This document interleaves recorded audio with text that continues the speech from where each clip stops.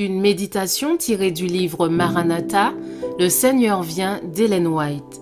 29 octobre. Une couronne pour chaque enfant de Dieu. Heureux l'homme qui supporte patiemment la tentation, car après avoir été éprouvé, il recevra la couronne de vie que le Seigneur a promise à ceux qu'il aime. Jacques 1, verset 12. Je vis venir de la cité un très grand nombre d'anges qui apportaient des couronnes glorieuses, une pour chaque saint, gravée à son nom. Lorsque Jésus les demanda, ils les lui présentèrent, et de sa main droite, il les plaça sur la tête des saints.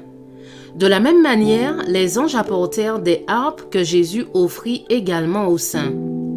Les anges qui commandaient donnèrent les premiers tons, puis chaque voix fit entendre de joyeuses actions de grâce.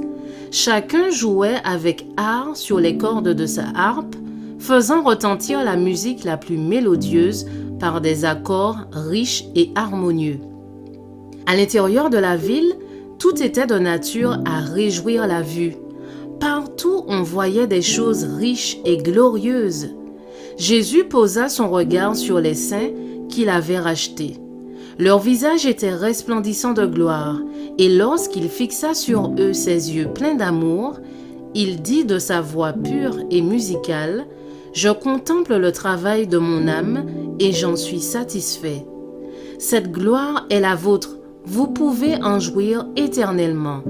Vos peines sont finies, il n'y aura plus de mort, plus de deuil, de cris, de souffrance. » Je vis alors Jésus conduire son peuple vers l'arbre de vie.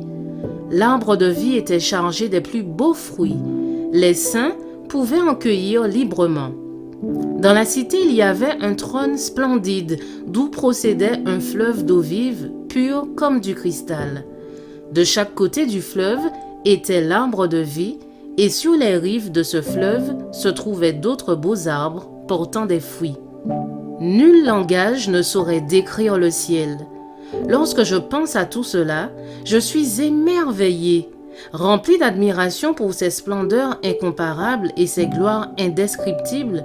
Je ne puis que poser la plume et m'écrier : « Oh, quel amour!